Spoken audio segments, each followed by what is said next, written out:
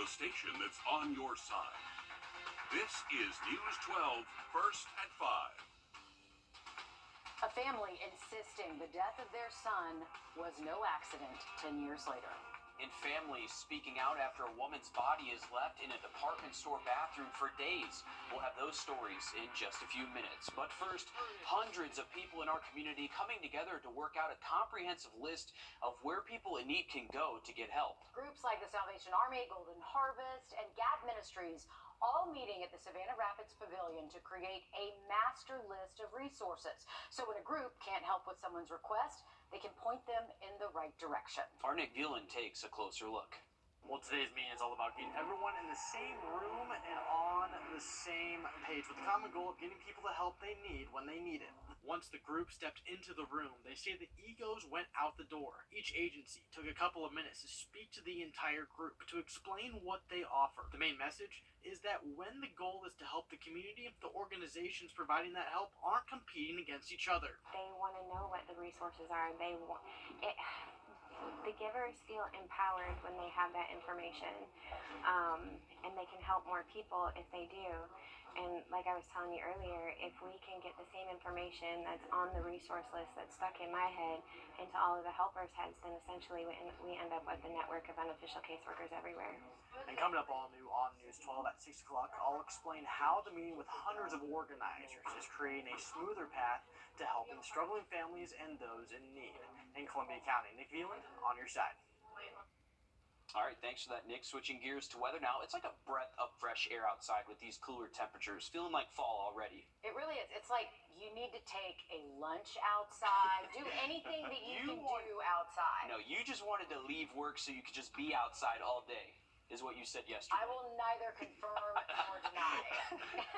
It's a great day to play hooky from work or school or anything like that. It's just a great day to be outdoors. Low humidity, blue sky out there for us. And temperatures are a little bit below average, and that's actually going to stick around the forecast for the rest of the work week. 82 degrees right now in Aiken. Normal highs this time of year anywhere from 87 to 89 degrees, so just a couple degrees below average. And I think the biggest thing is that dew points are in the 50s, so no need to worry about the heat index out there this afternoon. We've just had a few of these puffy little fair weather cumulus clouds pop up this afternoon. Not rain producers for us, so high pressure is keeping us nice and dry, and that is going to keep our weather pattern on the quiet side over the next couple of afternoons for us. Other spots across the area, we're at 80 in Aiken, 82 in Augusta, 86 in Evans, Saluda, you're up at 81. Then up at the lake, they're currently at 84 degrees. Comfortable evening on tap. Great night to fire up the grill, take an evening walk, anything like that. Temps will be in the 70s and 60s once we get after sunset. We'll have an update on the potential maybe for some rain this weekend in just a little bit. But let's get a quick update now on your First Alert traffic. And now, First Alert traffic. All right, let's first take a look outside of our building. I-20 and Riverwatch Parkway does not look like eastbound or westbound lanes is impacted too much at the moment, so smooth sailing if you're crossing over the state line. Going out to that was our Aiken camera, and I'm not sure how that ended up there, but Grovetown, it was okay. I just had it up a second ago, and no major issues in Grovetown. Another update on that weekend for you in just a little bit. All right, thanks, Riley. A Georgia family is filing a lawsuit in federal court a decade after their son's death. In 2013, Kendrick Johnson was found dead inside a rolled-up wrestling mat. He was in the gym of a high school in Valdosta, Georgia. The 17-year-old's death was ruled an accident even after a second examination last year. It was ruled Kendrick died from asphyxiation by a medical examiner, but Kendrick's family insists their son was killed and that there are inconsistencies in the way their son's body was handled. An independent autopsy commissioned by the family claimed to find evidence of blunt force trauma, indicating Kendrick's death was not accidental. Now the Johnson family is calling for a third autopsy. They say they will take things all the way to the Supreme Court if they have to. Read the third autopsy report, peoples. Don't take my word for it. Read the third autopsy report. It doesn't state what he says. The documents I've read and things, the investigation I've seen, I feel 100% sure there was no foul play. It's a terrible accident, in my opinion. Today, the Johnson family filed the documents in Atlanta for that federal lawsuit. Well, 1 year ago today, a 63-year-old woman died in the bathroom of a Belk department store in Columbia, South Carolina. Her body would not be found for 4 days, sparking questions as to how nobody noticed or found her decomposing body. Today, the family of Bessie Durham announcing they're filing a lawsuit against Belk. Now, Durham worked as a custodian and had a cardiac event while inside the bathroom. Her family says if anybody had cared to look, they would have seen Durham's custodial cart outside the bathroom, unmoving for days. The cart was outside of the bathroom while employees, customers, managers walked past it. The difference is a customer had no way of knowing, unlike management, who has a duty, and Belks, who has a duty to maintain and inspect their property. The family says that in addition to seeking damages, they are hoping this lawsuit reminds corporations that they have a moral and legal obligation to care for their workers. No trial date has been set. Well, developing this evening, South Carolina now has lethal injection drugs and is ready to perform lethal injections. Now, for years, the state has been unable to get its hands on the drug needed for lethal injections. Earlier this year, state senators passed something called the SHIELD Law, which protects drug manufacturers and pharmacies that supply the drugs. South Carolina has not performed an execution since 2011. Cleanup efforts are underway after the debris from a missing fighter jet has been found in Williamsburg County, South Carolina. Sunday, Joint Base Charleston says something happened to cause the pilot of an F-35 jet to eject, and the aircraft was left on autopilot.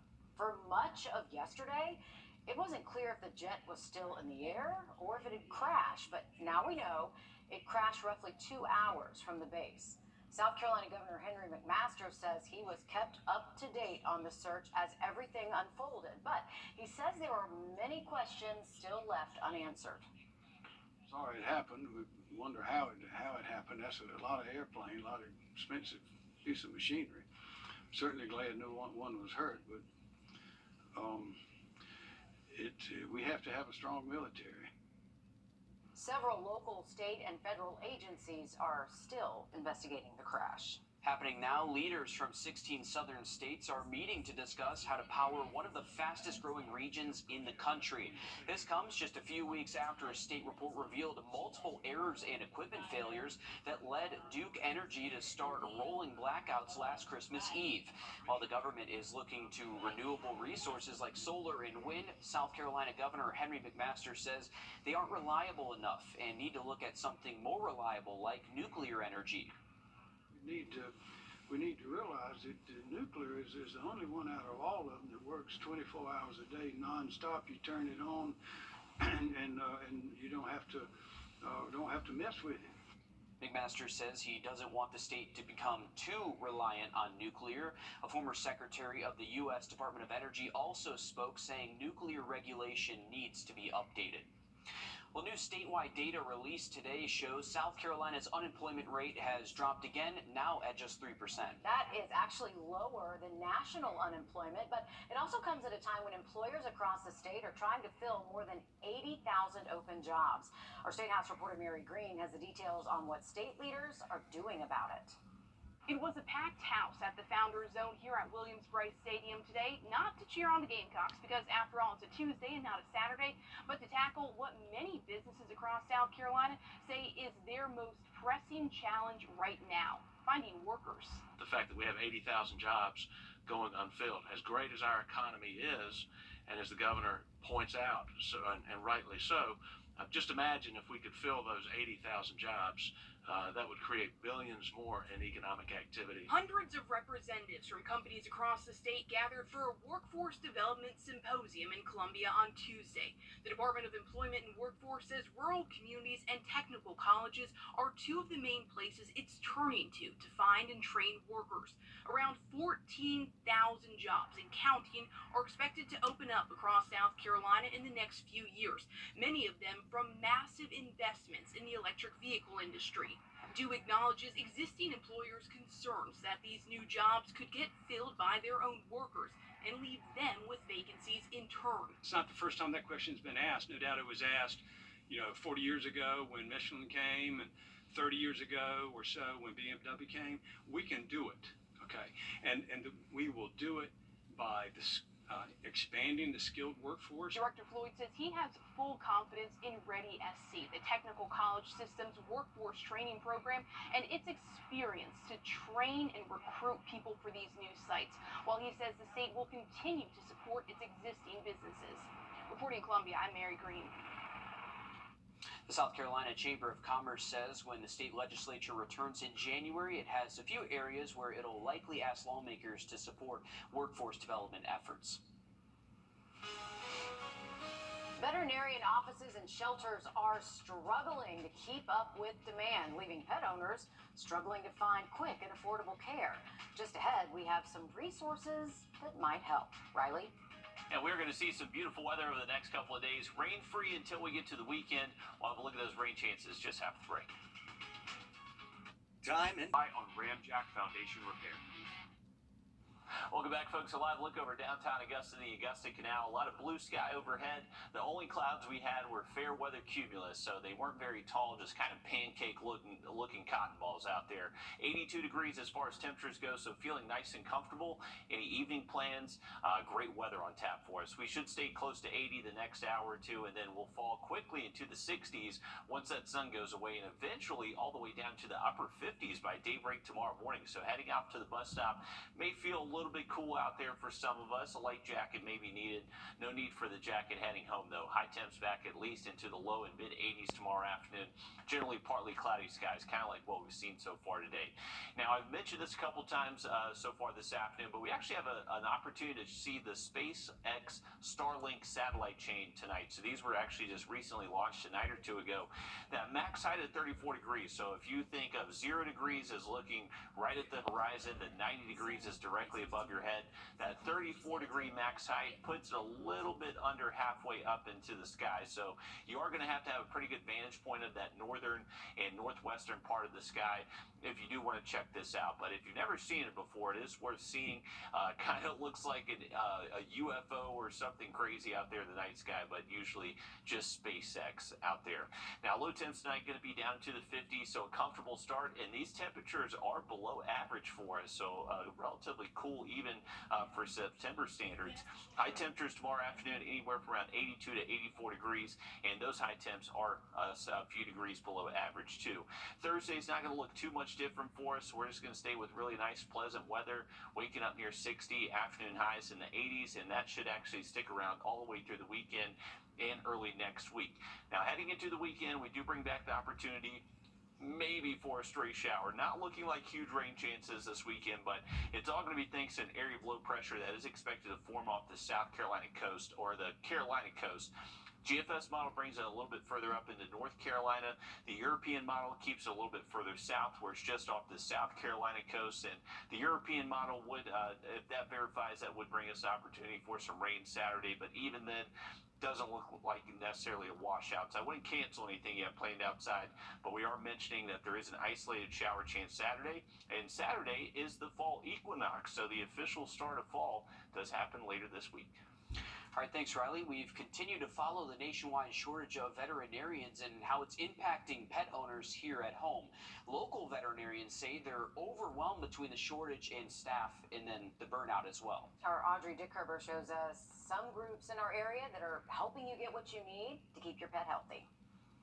Veterinarian shortages, overcrowded shelters, and higher prices have people wondering how they'll find care for their pet when they need it. But there are other options outside of traditional vet clinics that offer those services. That's the one thing that the general public has to realize, is that we all try to do our best, and we're all in this career because we really genuinely love animals. And if we could help every single one, I mean, we would. But full-service vet clinics can fill up. We get a lot of calls every day of people wanting to come in the same day for vaccines, and we can't always accommodate everybody. We really do try. If you don't need to see a full-service vet, you can go to CSRA Lifesaver. We are a basic wellness, vaccine, and preventative clinic. We do, your basic physical, your yearly vaccine. They offer these services at a cheaper price. It's not a full-service vet clinic, but they can point you in the right direction to one when you need help. It does help take a load off of their shoulders by doing the yearly vaccines and preventions, to where they can focus on the medical side of it. For people who may have trouble taking care of their pet financially, this clinic is another option. We have a lot of people in the area that has a lot of love for their pets and everything that may be on the little lower income side.